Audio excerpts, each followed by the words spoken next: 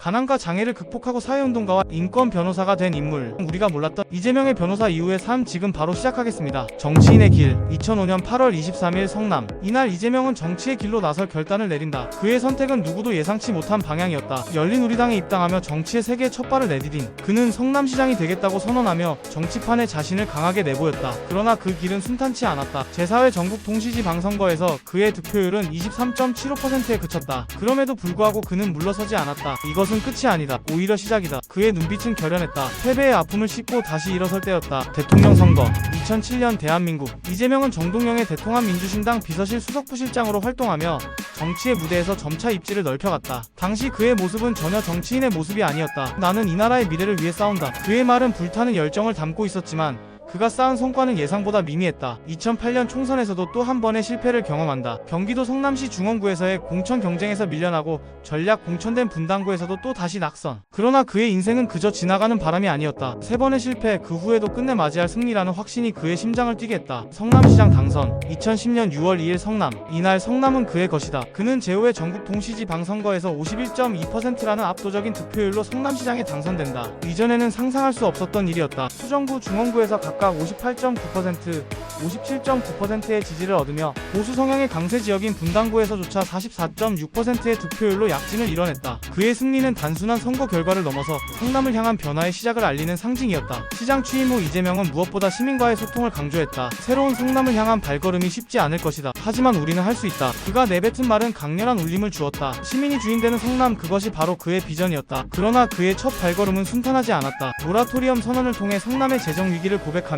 국토부와의 충돌이 일어났다. 이는 그를 향한 비난과 압박의 시작을 알리는 신호탄이었다. 하지만 이재명은 물러서지 않았다. 저는 약속을 지키기 위해 싸우겠습니다. 이재명의 복지. 이재명은 단지 정치인이 아니라 복지의 전도사로 자리 잡았다. 그는 취임 후 성남시리 미료원 강화에 나섰고 무상교복 정책을 추진하며 시민들에게 실질적인 혜택을 제공하려 했다. 그가 펼친 정책들은 사회적 논란을 일으켰지만 시민이 행복해지는 정책에 대한 그의 의지는 확고했다. 심지어 시의회와 정부와의 충돌을 불사하며 때로는 소송을 통해 자신의 정책을 밀어붙였다. 2014년 그는 새정치민주연합 후보로 연임에 도전하며 수정구 중원구에서 56.4%, 56.7%의 지지를 얻고 분당구에서도 지지율을 상승시켜 55.1%의 득표율로 연임에 성공한다. 성남시의 미래를 책임지겠다는 그의 다짐은 주민들에게 강력한 인상을 남겼다. 대선 후보.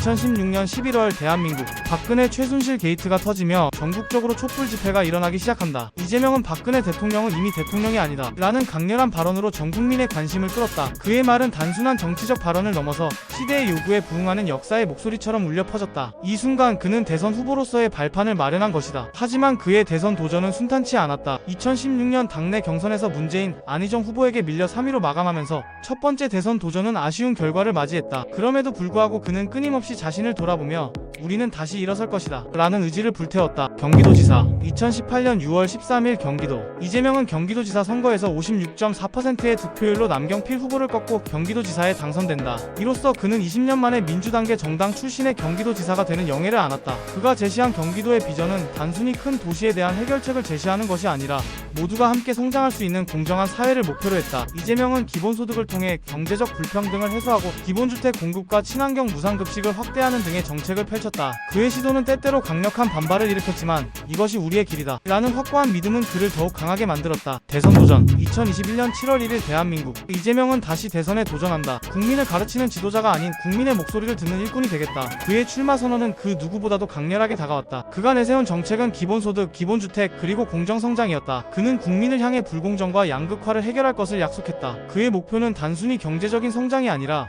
모두가 함께 잘 사는 사회였다. 2022년 3월 9일 제20대 대통령 선거에서 이재명은 47.83%의 득표율로 윤석열 후보에게 아쉽게 패배했다. 이 길이 끝이 아니다. 그의 말은 결코 퇴색되지 않았다. 2023년 2월 이재명은 구속영장 청구와 같은 정치적 위기를 맞이한다. 하지만 그는 국회의원으로서 더불어민주당 대표로서 정치의 중심에 섰다. 민생, 전쟁, 저출생, 민주주의라는 4대 위기를 해결하겠다고 다짐하며 우리는 반드시 이겨낼 것이다. 그의 목소리는 변함없이 크고 강렬했다. 그의 여정은 지금도 계속되고 있다. 끝이 아닌 새로운 시작을 향한 그의 발걸음은 언제나 변화를 꿈꾸는 사람들의 마음을 울리고 있다. 지금까지 정치 입문 이후의 삶에 대해 알아보았는데요. 평소 궁금했던 정치인이나 인물이 있다면 댓글창에 남겨주시기 바랍니다.